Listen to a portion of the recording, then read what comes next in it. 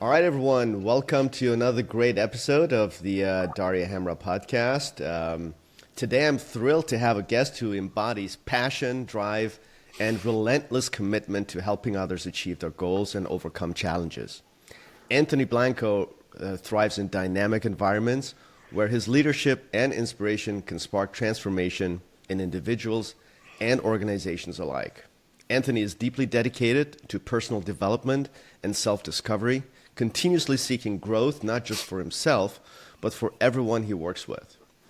As a multifaceted coach, Anthony offers a comprehensive suite of services from leadership coaching and executive training to guiding businesses in aligning their personal goals with their personal values.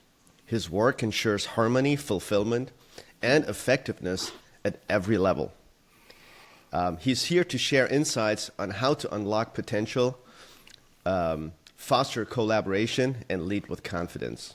Get ready to be inspired and learn actionable strategies from both personal and professional growth. Please join me in welcoming Anthony. Thanks for coming on to my podcast. Really excited to have you here. For sure. We met less than a month ago in Florida, where you were there as a featured speaker. And immediately within the first 5 minutes, I knew it's going to be super fun. You had a very engaging style, and it was like no bullshit. It was, it really hit me straight to the core, everything you were saying. So after 5 minutes, I'm like, I got to have Anthony on my podcast because I got to pick this guy's brain. And then at the end of the of your talk, it was interesting. I learned so much because I do similar stuff that you do, not at a full-time basis, at a part-time basis.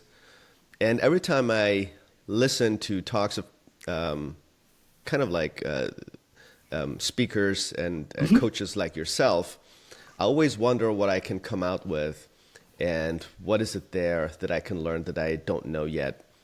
And I was taking notes like a wild man that day. And, one of the questions I didn't ask you, I wanted to ask you that day, what inspired you to become a business coach? I know you told us briefly about your life, and I want you to tell my audience too. But what was the inspiring moment? Where was the moment where you said, I want to teach others. I want others to learn what I learned. Yeah. There wasn't a moment. It was more like a crock pot, right? And so I've started very, very young, like 21, 22 years old as a kind of a sales consultant, to marketing consultant to financial planners. And back then I realized that I loved, like, and I didn't know this because growing up, I was told that I was learning disabled. So therefore I was not good at learning, right? That's what learning disabled means, is my learning capacity has been disabled. Well, now I've discovered that in reality, I just learn differently. So it's a different LD, right? And so I would work with these financial planners all over the country, and I absolutely loved building in. I would read articles, I would read books, and then I would teach. I had this ability to go take in a vast amount of information very quickly, and then I could teach the principles to those who won't take in those vast amount of principles like I will. And I enjoyed doing that. So I always say it's like I'm a gold miner. So like I'm out there in the field just mining all these nuggets and all these gold. Yep. And then I love to present them to people as gifts to go use that gold or go use that diamond that I pulled out of a field and give it to them to use to enhance their life and their business. So I wouldn't say that it was something that like I had aha and like, oh my gosh, like business coaching.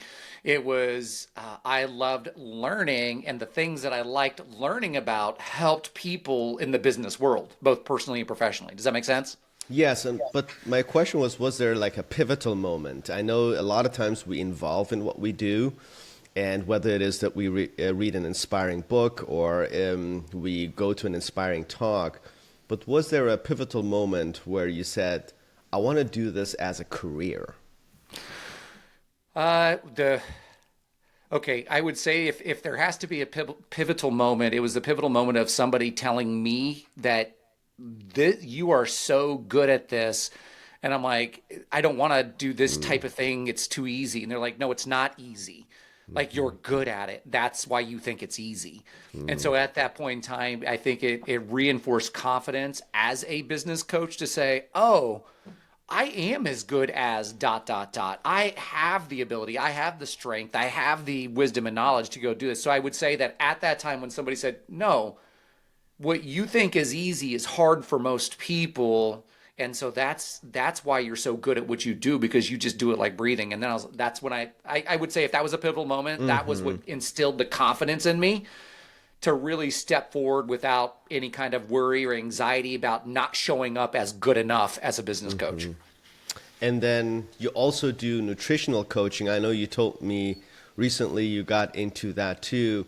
How do business coaching, nutritional coaching, and mindset coaching, in your opinion, intersect? Meaning, what are the commonalities or human traits that one would or should have to be successful in all? Because to me, it comes down to discipline.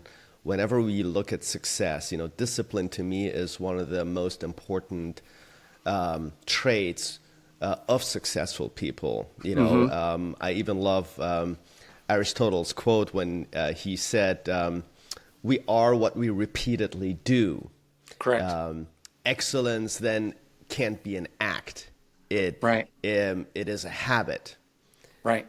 So a habit comes from through discipline, through repetitive action that is consistent. So Yeah. where do you see all these three intersect? So the three intersects are the mindset, the nutrition coaching, and the business coaching, correct? Correct. Correct. Okay. So the very first thing is somebody has to be open to being aware. And so I was talking with a friend one time and he was like, well, people need to have the kind of the go for it or accountability. I said, well, they can't be going for it and they can't have accountability if they're even unaware that there needs to be a change that needs to be made.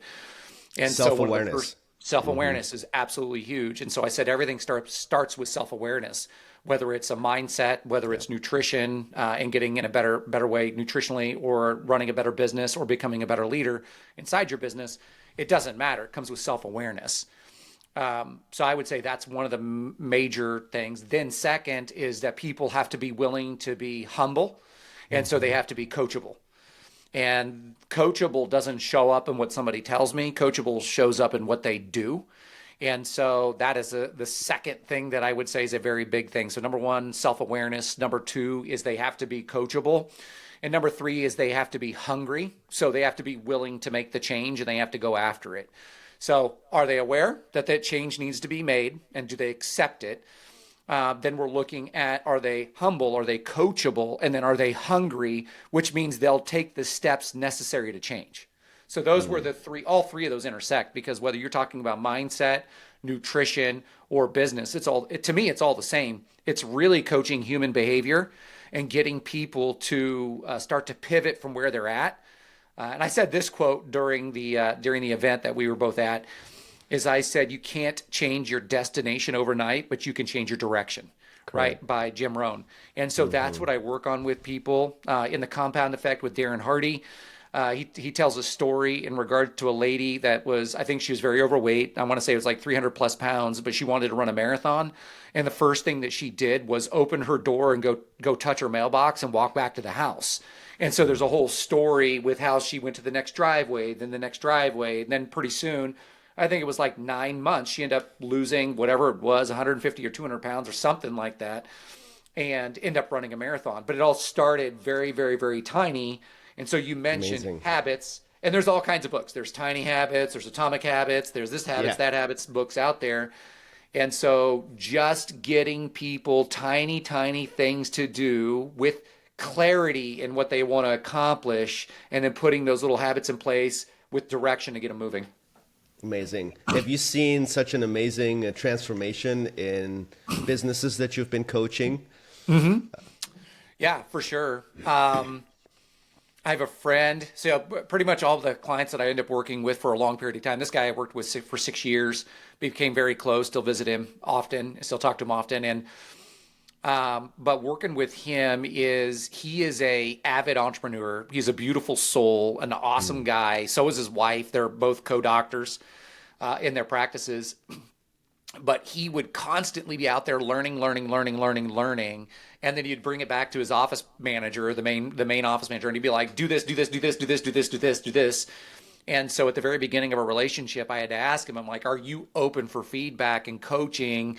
And he said yes. And I said, "All right." I said, "Dude, you have got to stop setting fires everywhere." I said, "You're never going to get your business or businesses, because we end up acquiring two more practices. You're never going to get them where you want to go if you keep the people so distracted beyond the top three priorities."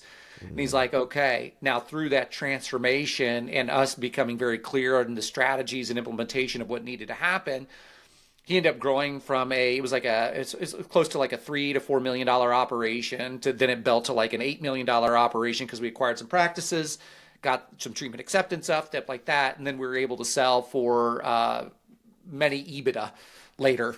And so that was Mm. pretty cool. So that again, and that was a 6 year transformation that was actually a 10-year plan, but we accomplished in six, because he was able to take on a new leadership mindset and then build that down amongst his team.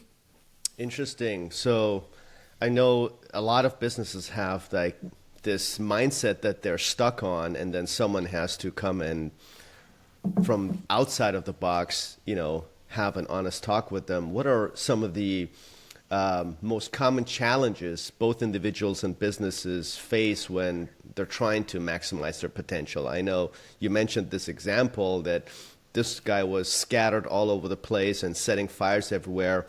Is this a common thing, or are there, in your experience dealing with a lot of these businesses, is there a more common obstacle that a lot of these businesses face or deal with?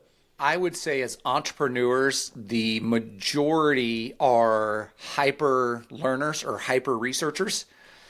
And so they're so passionate about what they Mm. do. They learn at night, they learn on weekends, they read books, they go read Hmm. articles, YouTubes, because they're passionate about what they're doing, and so they're trying to go. So one of the biggest obstacles is them getting out of their own way and understanding that the other people in their office are not entrepreneurs. They are the implementers of the strategies of the entrepreneur. And what ends up happening is they overwhelm them, right? It's like, as I originally said. So usually I have to talk with the leader about getting out of their own way and teach them a way of saying, all the learning and all the stuff you're doing isn't wrong. That's not wrong. You should be constantly pursuing better ways to do things.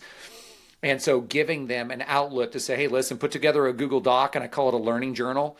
And you just go through and you put all these topics that you're learning with links and all that kind of stuff. And then in October, you go through and revisit all these with your leadership and see which ones by ranking you want to implement for the next year.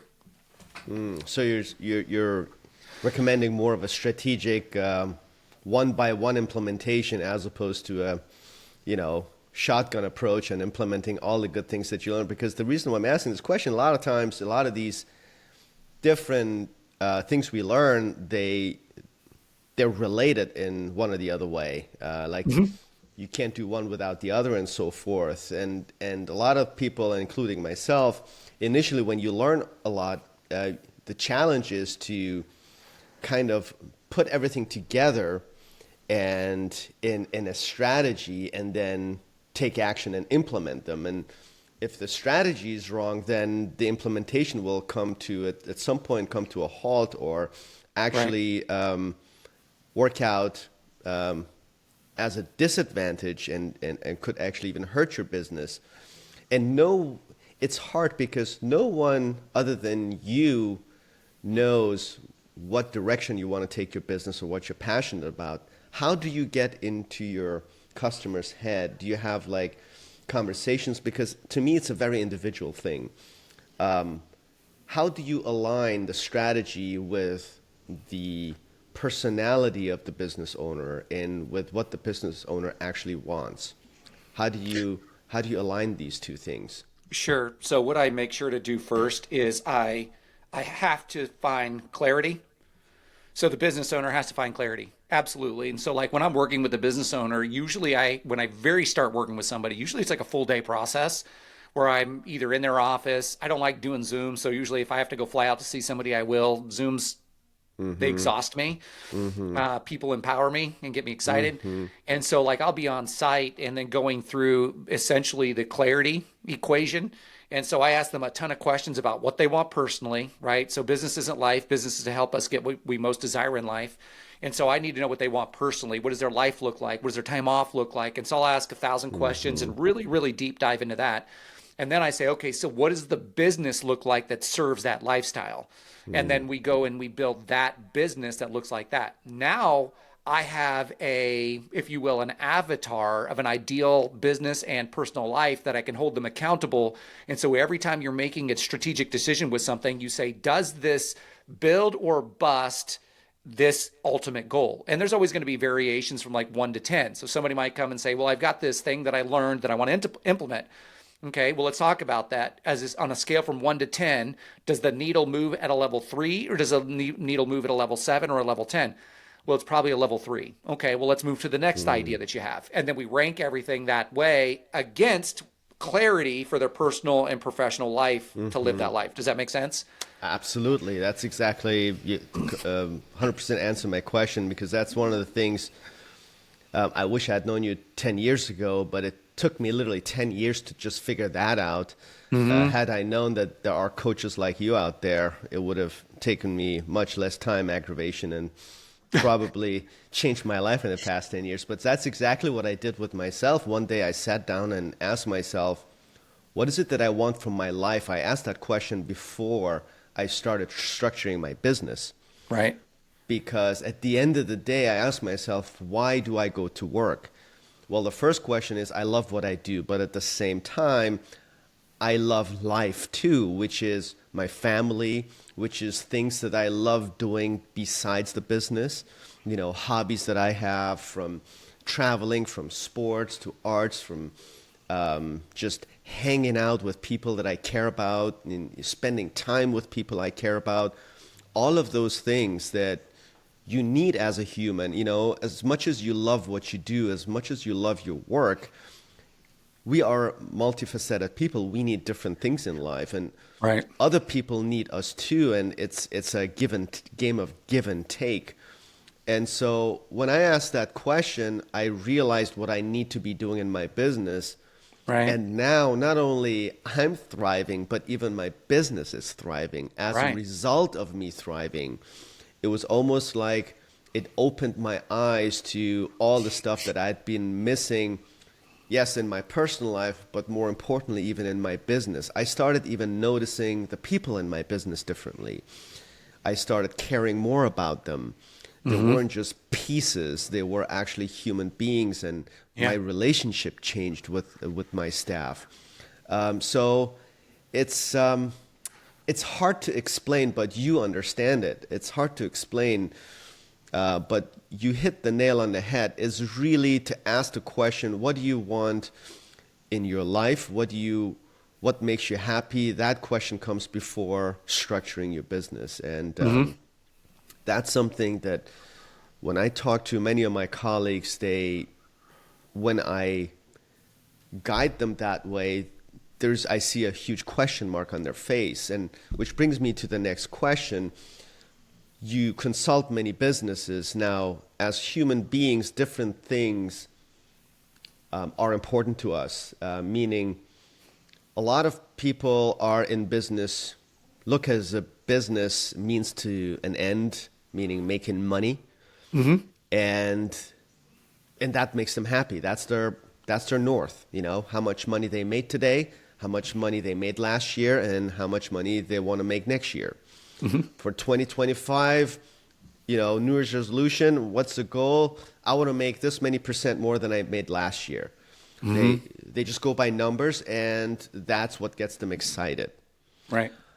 Then there's another group of people that they just enjoy the process. They enjoy the process of running a business, whatever that is they're doing, whether they're surgeons, whatever, even if they're not in healthcare profession, maybe you're a mechanic. I don't care what you are. But some people are process oriented and they just enjoy the process and they welcome new challenges because a new challenge then makes the process more exciting, makes you aim towards something, gives you Right. motivation. Right. So I don't know if there's a group that I'm missing, but I see it as binary as that. What percentage of businesses that you consult are belong to the one versus the other group, and what is easier to coach? Which type of people are easier to coach and more likely to succeed? Okay. So what summarize what you just said for me in So less there is a words. two groups of people. One are process oriented. They Yep. enjoy the process of the business. Got it. They don't look at, they're not fixated on numbers necessarily. They just like Right. growing the business. And the other group, they're just purely numbers oriented. Everything is in numbers. They Okay. just want to increase the revenue compared to last year, and it's all about making more money. And they're basically chasing the dollars as opposed Okay. to the Okay. process. I would say that the process driven folks are more likely to succeed. Um, And why? the reason why is because everything that I've studied and read over the last 20 years have to do with the process. I mean, you look at quotes on it, YouTube videos on it. People like they say now, like if you want to become a millionaire or a hundredaire or a billionaire or all these folks, is that it's the people that do the boring and mundane things that end up becoming the millionaires. The boring and mundane things are you find something and you make it work and you keep on doing it over and over and over and enhancing it.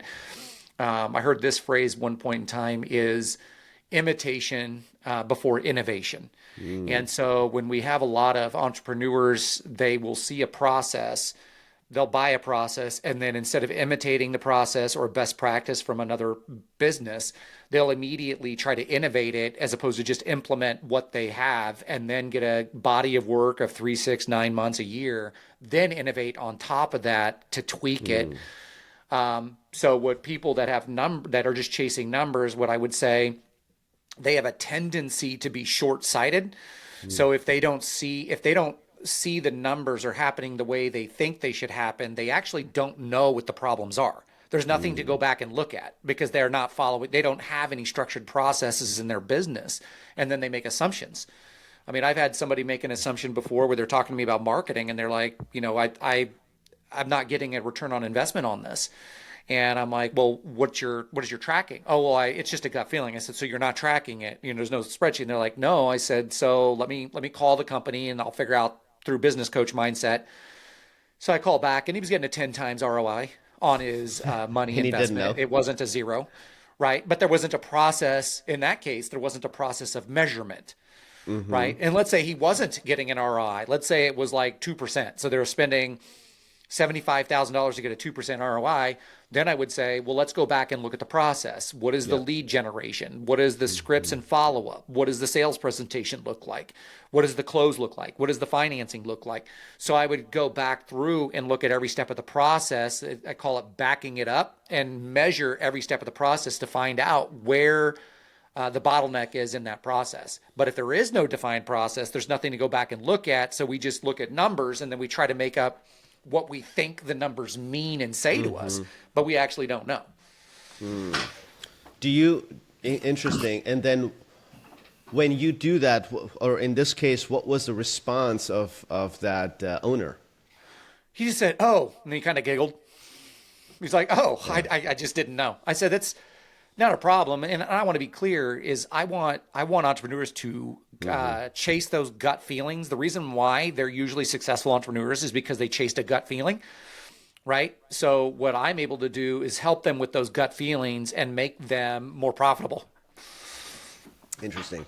Now, how do you, talking about scale and growth, what are the key elements that make a business scalable and successful to you? What pieces does a business need per se to make it scalable and successful? You mentioned the example of the owner who bought multiple practices and then sold at multiple EBITDA. Maybe we can use that as an example of success and scalability. Sure. Leadership, number one. I've worked with owners that tell me that they want better leaders in their practice, and I ask the owner, I say, well, tell me what leadership studying you're doing, and the majority of them are like, oh, I read a Maxwell book 17 years ago, right? And I'm like, okay, so I said, just the number one thing, and again, we're talking about scalability. In order to have scalability, we have to have a strong foundation. A strong foundation implies that we have leaders inside the organization that can lead people, right? So the way I like to look at it is leaders leading leaders to lead leaders. Everybody's a leader from every position. The number one leader in the organization has to be, in some way, it has to be the owner, because the law of the lid with John Maxwell says that your personal and professional life will only grow to the current size of its leader, right? The current capabilities. Can you grow beyond it? Absolutely. Will it come back to your lowest level of leadership? Absolutely.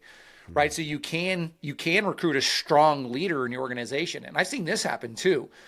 Is I've had owners recruit a strong leader into their organization. This person knows Maxwell, or they've done leadership study, or they've been through a lot of experience, and so they've got a lot of leadership capabilities. They are actually a better leader than their owner, and that causes problems. So what ends up happening is that when the leader in the organization becomes the person that everybody goes to, the one that everybody listens to, what ends up happening is that leader tends to feel like they're capable of more, and they may need to go spread their wings somewhere else. Right. So if we don't make a situation where we can grow leaders and make it a fertile ground, our people that come up against our lowest level of leadership will come out from underneath us, and they'll go seek a different organization where they can actually become better leaders. So that's number one, is a culture of leadership development, because on the shoulders of leadership, we can grow amazing organizations, because leaders are problem solvers, and that's what we have. Anytime that we open a business, we have problems. The more that we grow a business, the more problems we have. And the bigger problems we have, the bigger the paycheck. So if we want a bigger paycheck, we got to assume we're going to have bigger problems. And so we have to have the leaders on board to work with those problems, because we cannot be the person that everybody goes to for problems in the business. Does that sound fair? Totally. And a lot of times you can be a great doctor, and typically in our industry, the doctor is the business owner and leads the business. But when you scale, at some point as a doctor, you have to make a decision. How much time are you going to spend on doing CEO stuff, and how much time in the week are you going to spend on doing doctor stuff? And when you start scaling and have multiple offices, what do you consult? Do you recommend them to bring in an actual CEO, like a business person, to run operations? Or at what point do you recommend to make that transition so you're not stretched thin, but also based on the expertise and talent of the particular doctor slash leader? Maybe they're a great doctor, but they're a really bad CEO. Yeah. And so how do you navigate those waters? So when we have somebody that's looking to be a COO, CEO, CFO, those types of C-suite positions, is we have to look at the overall revenue that's generated and the profit that's generated from the practice. So I wouldn't say like it needs to be doing a specific amount, because I can tell general practitioner, like they might be operating at like 25% profit margin, where maybe a specialist is operating at like a 40% profit margin. So it's everything is customized. So I'll just go generally. And I'll tell you a story. So I've got an office that right now is navigating these exact questions. And so when I first started working with them, they were doing 250 per month in production. Now they're knocking at the door of 500 per month, and that's just about a year later. We've acquired another office. We had another office that they already had, but it was kind of dormant until we could find the right associates to go in there. We've acquired another office that'll be up and running by July. And then we're looking at creative strategic partners and purchasing other offices. Once we get to a critical mass, probably about with this organization, with the revenue, profit, and the way we're looking to build, we'll probably have that gal as COO. Probably, I would guess by the end of the year, if everything ends up happening the way it needs to happen, because by then we might have probably close to 5 practices. So we'll have 5 practice managers inside those practices, that somebody will need to lead those people and not be managing the day-to-day of a practice. Yeah, that's exactly my question. Talking about leadership, I listen to a lot of Simon Sinek, and I love how he looks at things. And one of his quotes on leadership says, "Leadership is not about being in charge; it's about taking care of those in your charge." Yeah. What do you think he means by that? Well, the word that I said earlier is I said they have to manage those people. And what I really mean is they have to lead those people. So management went out. Maxwell says management went out in the 80s because managers manage systems and processes, leaders lead people, right? And so when he talks about leading the people in your charge, that is building into them. And when we follow the model of servant-based leadership, is our job as the number one leader in an organization is to be the biggest problem solver, to allow our soldiers, our army, our leaders to get their jobs done in the highest capacity. And to that point, I like that chart you draw on a whiteboard in that meeting where you talked about victors and victims when it comes to staff. Can you talk a little bit about that? Because that's one of the most common challenges when you're trying to find your leaders within your organization or help them succeed. You will find two different people. You find the victors and the victims. And I can tell you from personal experience, most are victims. They are hidden victors, but you have to coach them to get there. You have to help them to realize that they can do much more than they think they can. You have to empower them. And I do that, but some are just not, they just don't want to be leaders. They don't want to be empowered, and they always complain. They always have a problem for a solution as opposed to a solution for every problem. Can you talk a little bit about that? Because to me, that's one of the key factors of a successful practice. To me, a successful practice or business starts and ends with your people. Yeah. So it is a concept I learned a long time ago, but it actually fits perfectly into the model of high road leadership and low road leadership.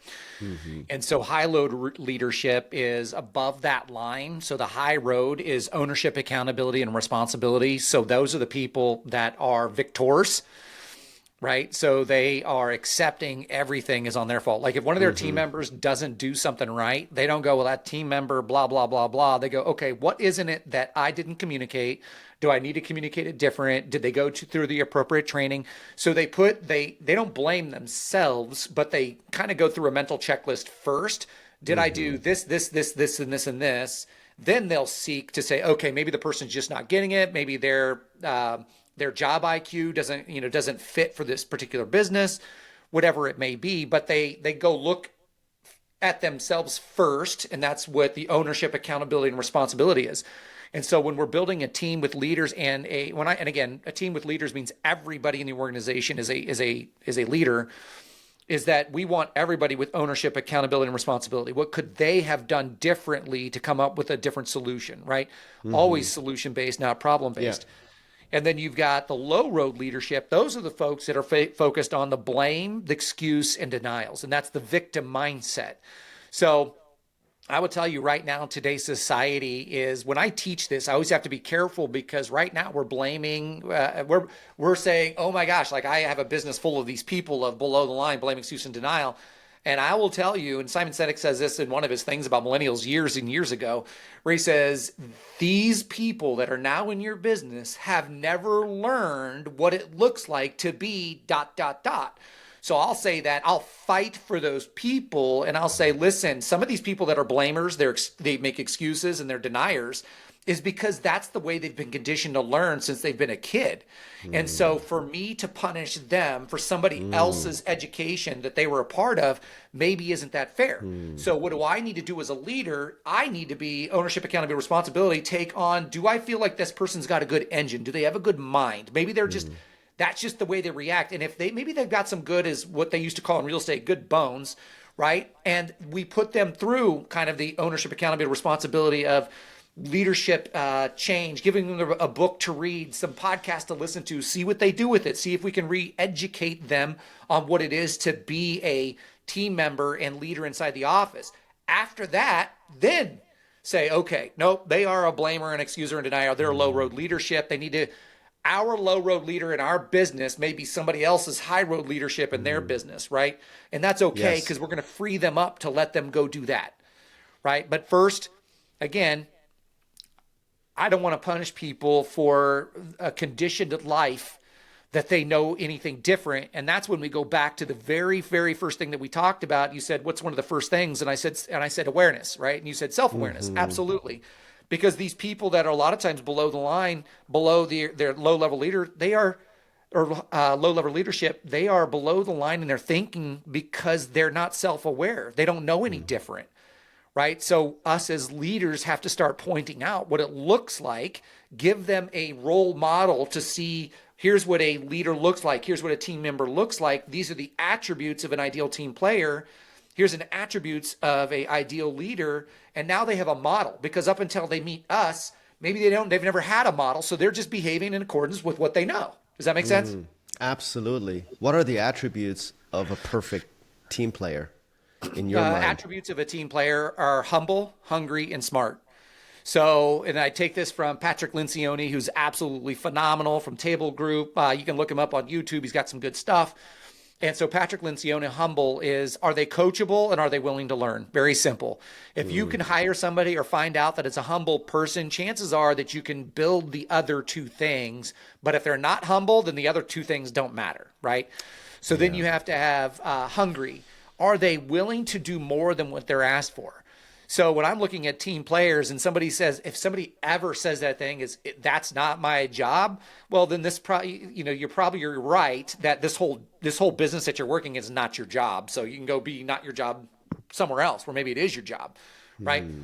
Because I want people that are, they're doing, I think you said this word about excellence is habits. Yep. How did you phrase that? Like habits, we become what we are, repeatedly do, and therefore that we have to be almost excellent in everything that we approach, right? Yes. So it's what we are, what we repeatedly do. So excellence then is not an act. There you go. But a habit. That's right. So we have to teach them the habit of excellence. And so excellence means that if I see a paperclip on the floor, I don't step over it because I want to make my environment awesome. Excellent means that I'm encouraging my team members, even if my day is sucky. Excellence means greeting the next person that comes through the door with a smile. It means greeting your team members with a smile, despite how I feel if I'm having a down day because I spilt my Starbucks, right? So those are excellent things. And that's hungry, right? That's doing more than what you're asked to do. Like if you're asked to answer the phones or you're asked to do sales, but you're encouraging others. You're seeing that there's a problem in the kitchen with trash. You see that the dishwasher needs to be ran. Like I'm looking for those characteristics when I'm building a team. And when I go into a business and I'm observing the team for like 2 or 3 days, I catch on those things of the people that don't know I'm watching, because normal people don't know that a coach is in there watching the excellent behaviors. So that's hungry. And then smart isn't like IQ smart. Smart is it's emotional intelligence. How well do they deal with their team? How well do they deal with the customers and clients? How well do they communicate? That's emotional intelligence. And so that is humble, hungry, and smart. And so when I'm looking with ideal characteristics, everything can fit into those three right there with Patrick Lencioni. But if you want to take a more specific dive, then I build into teams with the John Maxwell has a book with the 21, I think it's the 21 attributes of a characteristics of a team, right? So he's got 21 this, 15 that, 16 this, all these different numbers. This one is specific to do with team members and going through and defining those things. Ask what you can do for your country, not what your country can do for you. And that's the mantra I try to teach my team every time they come and try to victimize themselves. when there is a fire. And it's funny, one of the biggest challenges for me is to not make my staff feel that if they make a mistake or if they fail in whatever task that they're going to get punished. Because what it does, it wires them to not do anything because of fear of failure. So Right. almost like deers in the headlight when there is a challenge or there is a problem that they need to be solving, which I know they could easily solve if they just put their mind to it. Right. But because they're so afraid to make a mistake, they come to me and says, hey, what do you want me to do here? Right. And usually I look at them and say, well, what would you do in a case like that? And then I That's right. realize they haven't even thought about it because they didn't even want to take on that responsibility because they didn't want to be blamed if it doesn't go well. Right. Right. So how do you overcome this? And I've said it repeatedly, but still they're just afraid of making mistakes and therefore they don't take action. And I would always have to ask them. And then when I ask them, then they eventually do it. And then they do it successfully, even come up with a much better idea than I would have come up with because they're in the trenches. They know the challenges much better than I do from the outside a lot of times. But how do you set them free, so to speak? So I do that at the very beginning with positioning. So you build a position and inside of an organization, if you want to say that we are a learning organization. So when you onboard a new team member, you say, hey, listen, just want to let you know that we're a learning organization. Let me define that for you. A learning organization is we make mistakes. We're not punished for our mistakes. What we do is we learn from our mistakes. Mistakes are only mistakes when they don't become lessons. Right. And so then when we make a mistake, all we have to do is not hide from it. We have to say, what are we learning from it? Number one. And so that way you free people to know that when they make a mistake, the most important thing is to take it to leadership and say, hey, I made a mistake. I need help thinking through this better next time. So when we empower people at the very beginning, the positioning of when they're hired, what we are as a learning organization and define that. Here's what making a mistake means. Here's what accountability means. Here's what peer-to-peer coaching means. And you define that, you've now freed them up with open and transparent communication to become better. Yeah, so, it's interesting because it's one of the probably empowering your own staff is one of the biggest challenges that I've had because, again, we're all creatures of habit. And I think a lot of the personalities come from how you were raised as a child. For example, if as a child you were raised in a way that you were punished for every mistake you made, of course, you will have that almost that inhibition or feeling of being punished no matter like who your boss is. It's almost ingrained in you. And Right. it's so hard. I feel it's so hard to overcome. There's some extremely intelligent, hardworking people, and they're so intelligent, they come up with much better solutions than anyone. But that fear of failure doesn't allow them to exploit their potential. And sometimes it's sad to witness it. And I'm really relentless when it comes to coaching these people because I really believe in them. Right. But boy, it's hard. I mean, it's so ingrained in them. And on the other hand, there are, one of the big challenges I have is right now I have a situation where I have a very smart person. She's very highly productive and but not a team player. Yeah. Kind of the example you mentioned, there is something to be done, and you ask that person to complete a certain task, and then the response is, well, that's not my job. That's not in my job description. To me, there's two problems with that. One is that type of attitude, which is against what we just talked about. And the second thing is, don't you feel it's a little, I know I compliment the honesty, but at the same time, it's a little audacious to say something like that when you're the person you work for kindly asks you to chip in or help with a task that he or she thinks you are good at. And Yeah. that's why they came to you and asked you for that. And then Yeah. your response is, well, that's not my job description. Yeah. Yeah. So two things is one, I can see this And at the scenario. same time, 2 weeks ago, they came and asked for a raise, by the way, just to make it more interesting.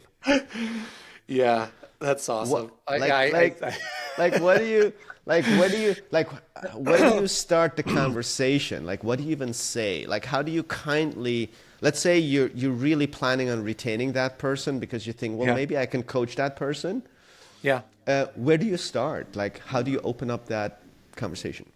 Okay. So the way that I would open it, I'd sit down with them and I'd say, okay, so tell me about what it is you like most about working here.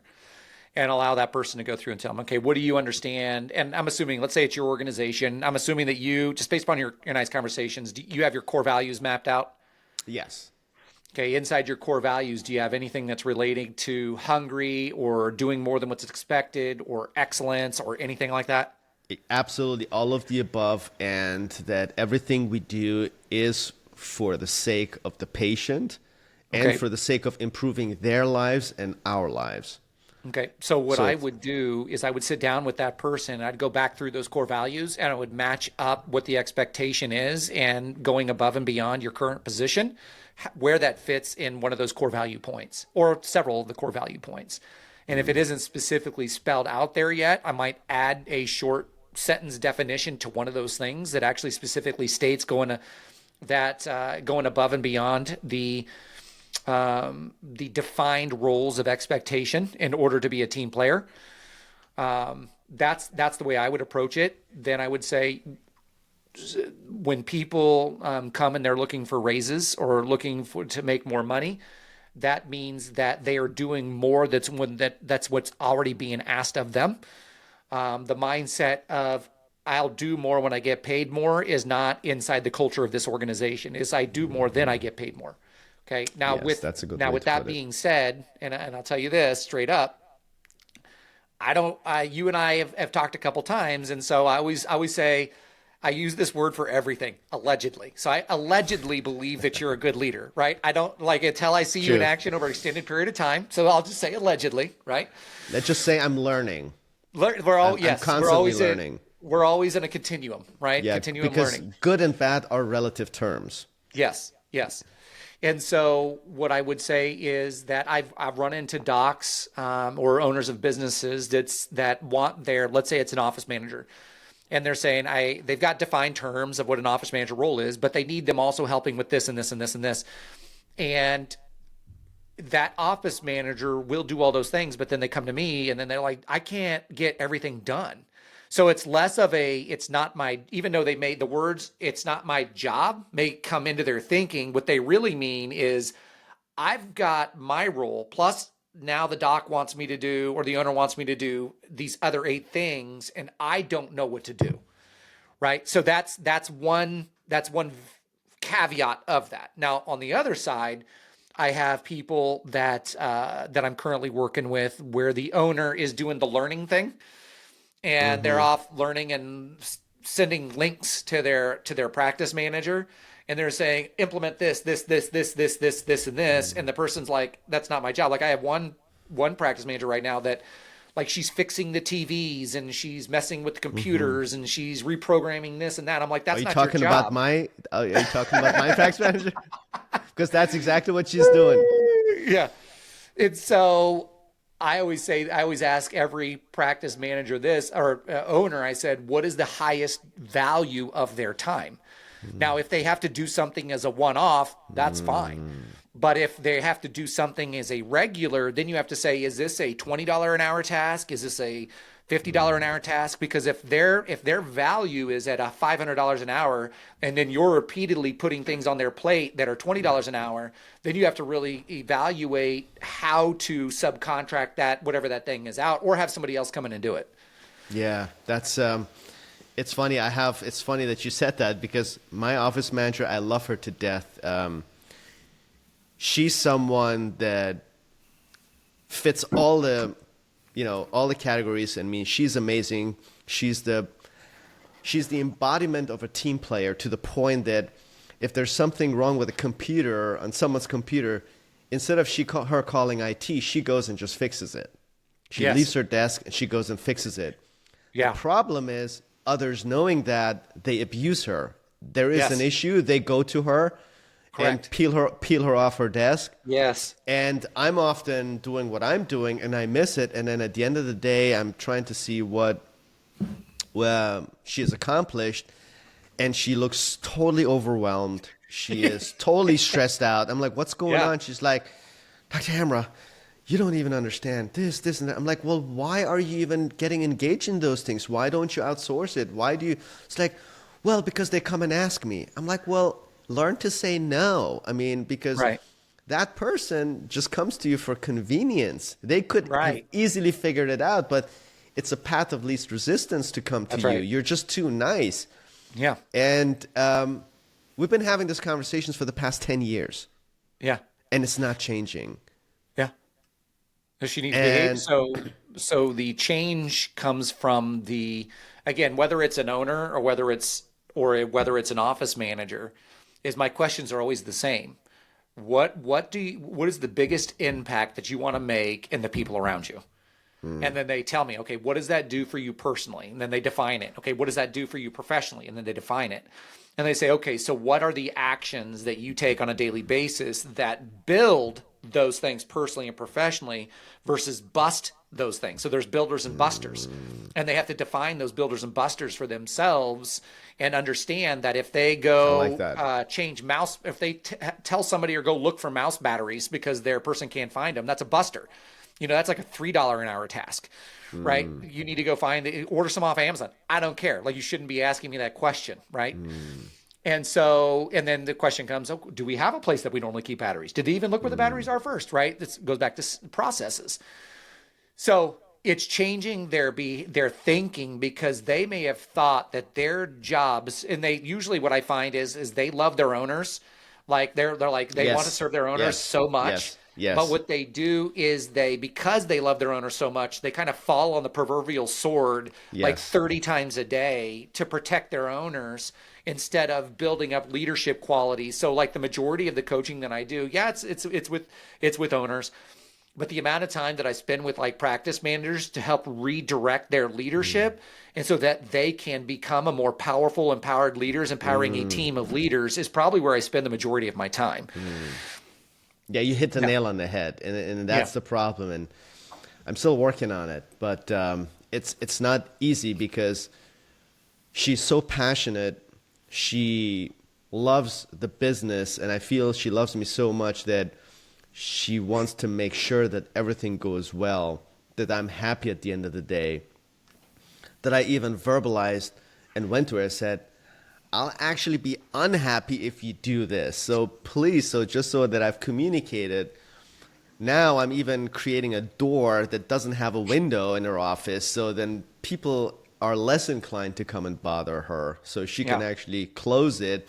They would actually have to call her on her phone if they wanted something, which is maybe creates another barrier as opposed to someone just being able to walk into her Oh yeah. office easily. So yeah, that's probably you have the ones that are on the one side of the spectrum that love you so much. They're hyper intelligent. They can fix any problem and they're being abused. And you have others that they use their intelligence negatively, trying to constantly cut corners. Yeah. And worse, even when there is an issue that they witness, they know they can solve it, they don't do it, knowing that it would hurt the business, but because they say, well, that's not my job. And then Yeah. when you tell them that, they even verbalize it and say, well, that's not my job description. By the way, would you fire that person on the spot, or would you give that person a chance? What I would do is I'd go back and re-educate. Again, I go back. I always hold people accountable to the core values and principles of the organization. Yeah, And but then but I'll the, say, but go my ahead. question is because it requires a certain audacity. Like you have to have, it's a personality thing to me. Yeah. So you can cite or quote the core values. Is that going to change the personality of that person? I mean, you could enforce something. You can enforce a law or a rule, Right. or a mission statement, but then is it long-term sustainable if the person's personality is not wired the same way? So that's so what I do again, it's when I go back to the core values or virtues of a team player is I say here's what they are, and then I say here's because you had mentioned something just a second ago. Um, is you talked about their heart, right? So Mm-hmm. it's a and I heard this somebody say this one time. They said even like laws, and they're like you can create a regulation or a law, but you can create a regulation or a law, but it doesn't change the heart. And so it's a heart condition, not a legislative condition, right?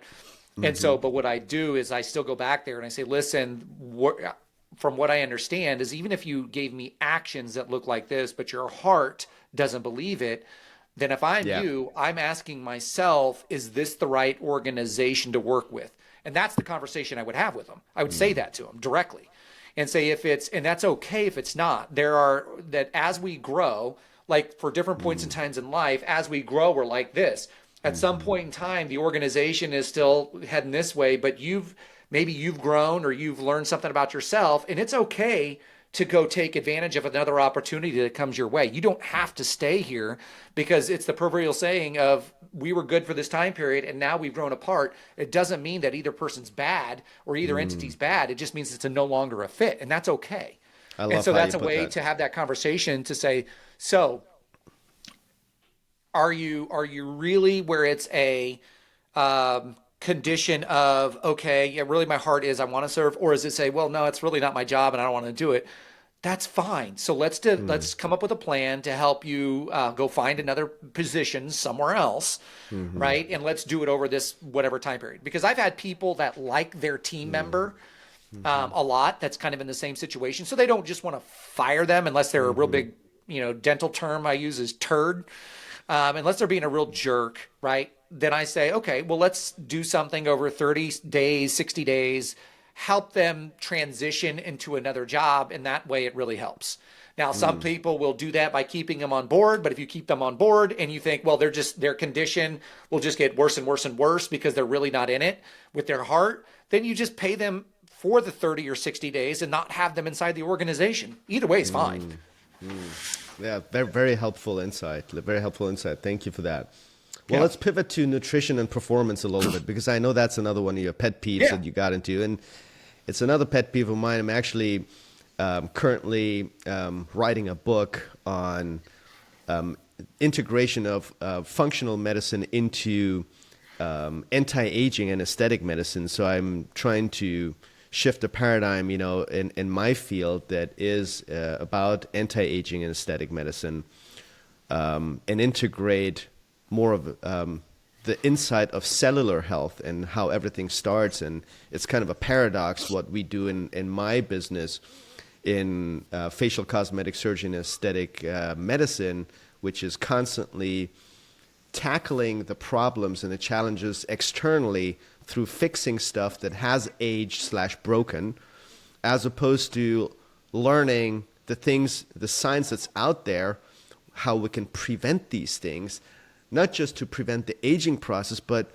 as part of getting older, which is feeling tired, having all these aches and pains and these nagging things and constantly being low energy, that stems from cellular aging. Certain Right. genes get turned off and certain genes get turned on, and all of that has to do with our epigenetics, which is a direct result of what we do to our bodies, meaning how much we rest and sleep, what we eat and drink, our mindfulness, how we treat our mind. And I like the quote. It says, I think probably was Jim Rohn. It says, "You have one body to live in. Take care of it." Yes. And so, how did you first of all get into nutrition? Did it come from personal experience? Was there like some health condition where you said, I can't take this, which was in my case. I felt I have to make a change, and none of my doctors could actually give me great advice that would move the needle. to Hmm. my satisfaction, to my standards, and I hold myself to very high standards, and have a lot of expectations of myself. And I'm a very self-driven person, and that curiosity came from not no one being able to give me an answer and proper Right. advice. What was Right. it for you, and when did that start for you, and what are you doing now? All right. So about 14 years ago, I ended up, I had in high school, I was an athlete, but I had a bad back like after high Mm-hmm. school. At the age of 26, I finally went to go get an MRI. And so I'm 46 now, but I went to go get an MRI, and the doc said that she hadn't seen a 26-year-old with a back as bad as mine. That had not Wow. been involved in an accident. So I had three Wow. bulging disc and one herniated disc at that time. So, but I was also 47 pounds overweight. I wasn't working out. I wasn't stretching, all that kind of stuff. Were you sedentary, or Yeah, what pretty pre- sedentary. Yeah, pretty mm, sedentary. Wasn't doing much of anything mm, besides, working and watching TV, right? That's mm, about it. Um, so the back pain got so intense that my everything was firing up around my core, my glutes, my lower back, my abdomen. I mean, just everything felt like it was on fire mm-hmm. most of the time. Sometimes the back pain would be so intense, I'd be sweating. And that was probably like every other week. I was in such pain that I'd be sweating just sitting there or standing there. Jesus. Yeah, it was terrible. And one night I was watching P90X infomercial on TV with Tony Horton. And I told my wife, I'm like, I'm going to do that. She's like, you're not going to do that. You can't even hold your kids. At this time, Wow. my son was 3. The girls were just born. They were 6 months. So we had 3 under 3 roughly. And she said, you can't even hold your kids. You can't play with your kids. There's no way you're going to be able to do that workout program. And so I'm stubborn. And so I said, I am going to do that program. And so within 6 months, I went from, and I've kept progress pictures every year since then. Mm-hmm. Wow. Every year I take a picture on my birthday and I post it on social media to This was show, 20 years ago? well, 20 years This ago is when I started the doctor route, and I went to go see doctors, physical Right, right. therapists, chiropractors, When did this physiotherapy, exercise thing start? about 14 years ago. 14 years ago. Yep. Yep. And so that's when I got on my health kick, if you want to say. So went on to Mm-hmm. lose 45 pounds, 47 pounds in 6 months. Went from, Mm-hmm. it was like 215 to 167 or something like that. And I was too skinny, but I had to get off the weight. But I also had felt better than I'd ever felt my entire life. I went from barely being able to walk, sit, stand, run, jog, or anything like that too long to being able to complete P90X twice, plus incorporate the program called Insanity with this guy named Sean T, plus be able to do my first triathlon at the end of that Insanity program. During that time period is when people started asking my wife and I a ton of Like, questions, what's but going on? they were thinking that my success came from working out, when in reality, my success came from the nutrition that I changed. And so we Mm, always say it's 80% nutrition, yes. 20% fitness, or sorry, it's 80% mind, or 100% mindset, 20% nutrition, and 10% fitness, right? But people Mm-hmm. think that it's all this fitness that you got to do. But the proverbial saying is you can't outwork a bad diet. Yeah, you I've had can. people that eat garbage and try to get better. I've had people that go back to just eating carrots and lettuce and wonder why they can't lose weight, right? And they're Mm-hmm. always tired and have headaches. So I've had people that try to eat right, but there's so much information out there Yeah. now that it becomes very overwhelming, confusing, and people don't know what to do. Mm-hmm. And you go back to self-awareness, and then you go back to creating habits. And so Mm-hmm. what my wife and I started doing is we had no intention of starting a nutrition business. That was not an intent. It's just I got Mm-hmm. healthy, my wife got healthy, my parents said, "What are you doing?" And we're like, well, here's kind of the nutrition program that we're following. We use these supplements. And so my mom's like, okay. So they got on a program. My mom went on to lose 120, my dad 55 pounds, my sister 12 pounds. Ridiculous amount of people started asking questions. Back then, that's when we finally got on like Facebook. So people started seeing that kind of stuff. Mm-hmm. And then we ended up building a team of other coaches around the country.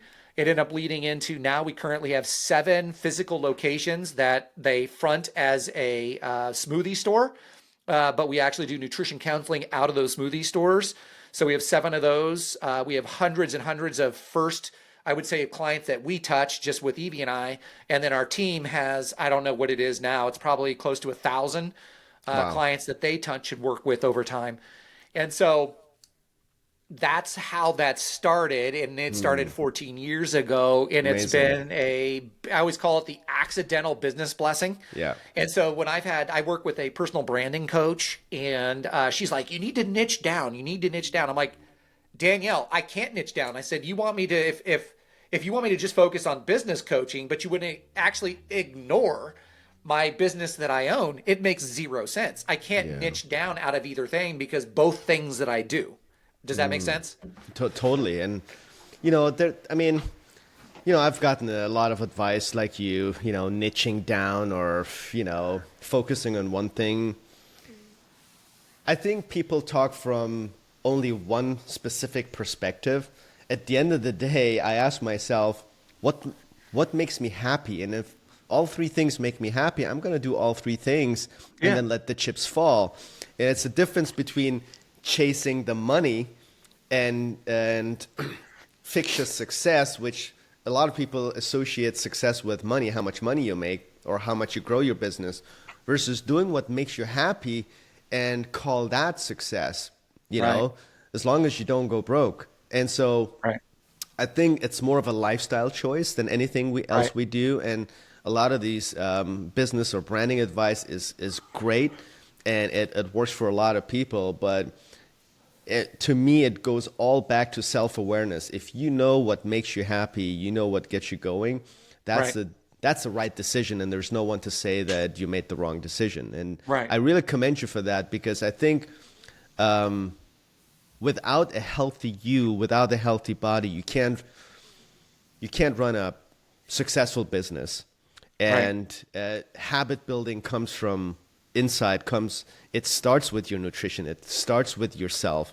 I always look at successful people or people in general, and based on how they treat their own body, how they treat themselves, I can tell how successful they are and whether their success is going to be long-term sustainable or not. Yeah. Anybody can have at any point in time a certain trajectory, but the question is the sustainability of that success. And I think Right.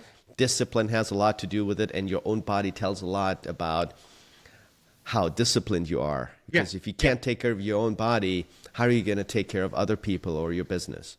Right. I will, and I have this. I have people tell me this argument. They'll say, "Well," and I'm just going to use $1 million as an example. Let's say somebody says, "Well, I'm making $1 million a year," but let's say that they're overweight, and they're like, "So I'm doing fine. Like I don't have to be very healthy." And I'll say, "You're defining you're defining the dollar amount as success, but not your potential." I'm saying that if you had the nutrition and every and you were more in the ideal situation, that it wouldn't be 1 million, it might be 3, right? 100%. And that's okay. And I always tell people that's okay. If that's the road you want to go down, I'm not here to argue with you. I don't need to argue with you, right? I'm just saying what I know, as because of the stupid amount of things that I read, listen to, and learn, I know what the scientific facts are. If you want to go down that path and believe that and you're good with it, I'm good with it if you're good with it.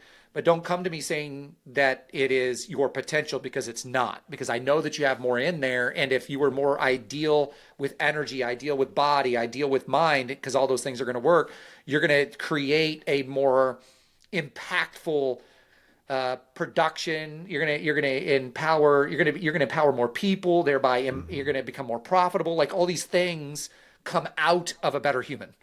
Well, you just gave him a perspective he didn't have. And, Right.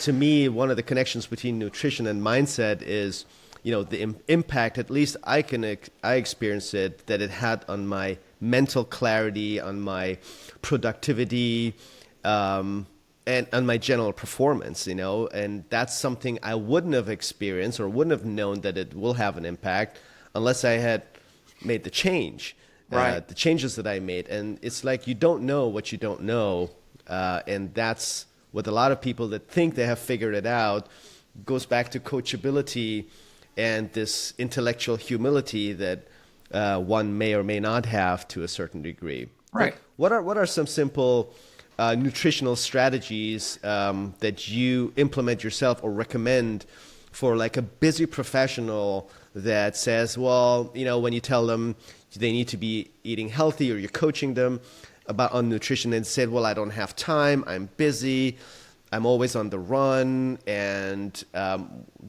do you have certain strategies for these busy type of people? Yeah, I mean, there's all kinds of different ways to food prep. And so some people might do the food prep themselves. Some people might pay for the food prep. I don't care what it is. So if somebody, let's say it's a high income earner and they're like, well, I'm always so busy and I'd rather not have to cook. Like when I'm at home, I'd rather hang out with my kids.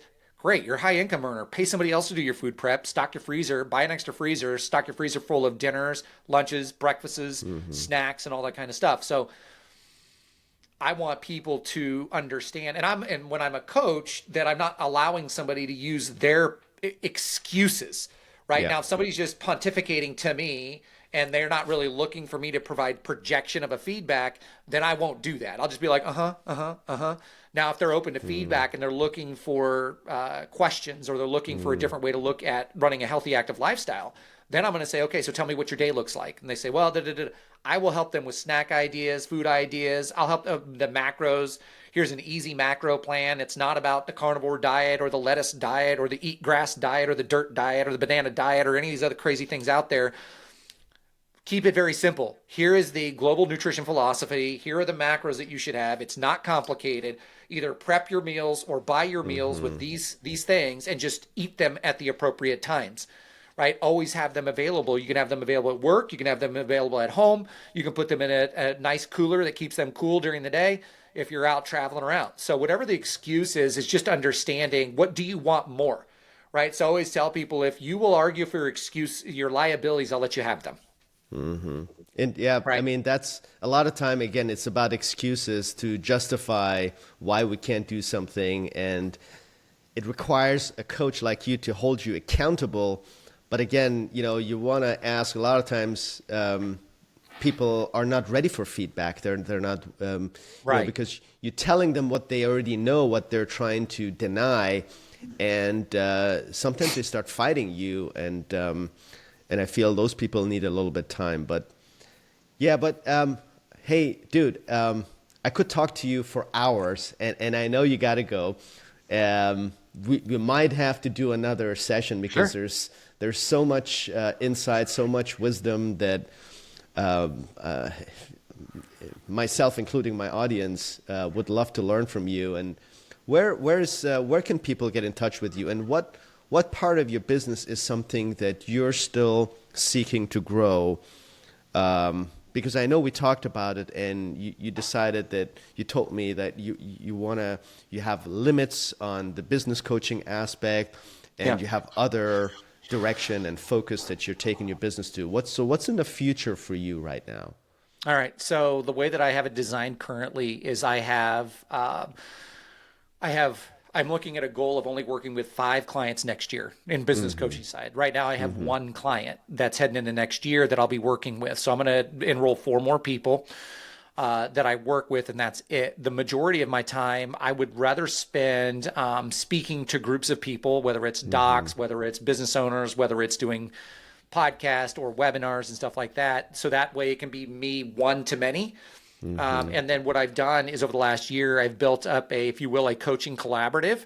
So that way the principles that I teach, the principles that I talk about from stage or on webinars, I have been coaching other people that are past CEOs, past practice managers, past this, past that, I've been working with them on how to coach businesses rather than just be in the business. And so now they are along with me, so that and I've got another alliance I just talked to last week. It's freaking phenomenal. It's so cool. I'm excited about it. You should talk to him too. After this podcast, I'll let you know his name. But he's cool. So I want to be this beacon, like this what do you call it, lighthouse that goes out there that brings people in. And then when I'm full with my 5, I want to be able to get out anybody else that needs those services to a group of people, so that way I don't have to be all things to all people. So that's number one. Number 2 is I'm trying to learn this game of how do I provide education and coaching and systemization and practices or leadership through some type of automated system that I don't have to show up every week or every day. But what if there was something that I can show up on Mondays and do some coaching and educating, but I already have a pre-built system that people can follow and watch the videos. So I'm learning about that. I have no deadline for that, but that's something I'm learning. And then my nutrition business, we're looking to double that by the end of the year by systems, processes, and education and teaching. Amazing. So that's essentially on my coaching side is what I want to do, what I've already done on my nutrition side is I've created leverage with many coaches. And on the business side, business coaching side, I want to create leverage with many coaches. Same thing. Amazing. Love that. Love that. It sounds like you're just getting started, brother. Yeah, that's amazing. But what's the one question you wish more people would ask you that they don't ask you? Is there any particular question that you're always waiting for people to ask you and they don't ask that enough? If so, this was them asking me. I would ask that, have them ask this. If you were completely transparent with me and you shared everything with me without filtering it, but just sharing the truth with me, what would it be? That would be the question that they would ask me. And what's the answer? The answer would be whatever it is that I observe in their mannerisms. So it might be you're too controlling, and this might be da da da da da, or you da da da, or you. I mean, it would be a number of things. It could be controlling, it could be not focused enough on goals. It could be you're not focused enough on leadership in the organization. I mean, it could be a number of things, but I cannot answer that until somebody asks me. But I would have to have observation of that business owner. But I wish they would just ask that, because otherwise I'm trying to find creative ways to get them to have a self-actualization and a realization. But that could take 6 months. But if they just ask me that question and say, hey, just give it to me, then we can cut it down to one day. Amazing. Thank you, Anthony. Great insight. And what's the best way for someone to get in touch with you if they want to learn more from you and about you? Sure. So 2 things. One is anthonyblanco.com. Just go there. Super simple. Anthony Blanco, ANTHONY. BLANCO.com, which if you want to put that in the show notes, because I think I'd send it over to you in an email. Yeah. Yes, so just go to that website. I have a form there that people could fill out. You could also text me at 785-554-8626. You also have that number. So people can reach out, and if they want to do a 30-minute conversation just to ask me questions, say, I don't know what it would look like to work with somebody like you. Or I've had people say this, I've worked with so many consultants, what makes you different? Right? That's probably one of the best questions I love answering. And so I go through those types of questions with people over the phone. So more or less we can interview each other, because it's got to be a good fit both ways. I've got to be a good fit for the organization, and they've got to be a good fit for me. Thank you. Thank you, everyone. This was Anthony Blanco, business coach, personal coach, nutritional coach, and great human being. And I'm lucky that we have met. Yes, sir. And it's rare to meet people like yourself, and it's always exciting for me. I hope everyone enjoyed this conversation as much as I have. And please don't forget to leave us a review on Apple iTunes, and any questions or comments on Spotify. And happy holidays and a happy new year. And until next time, bye-bye. All right. Bye.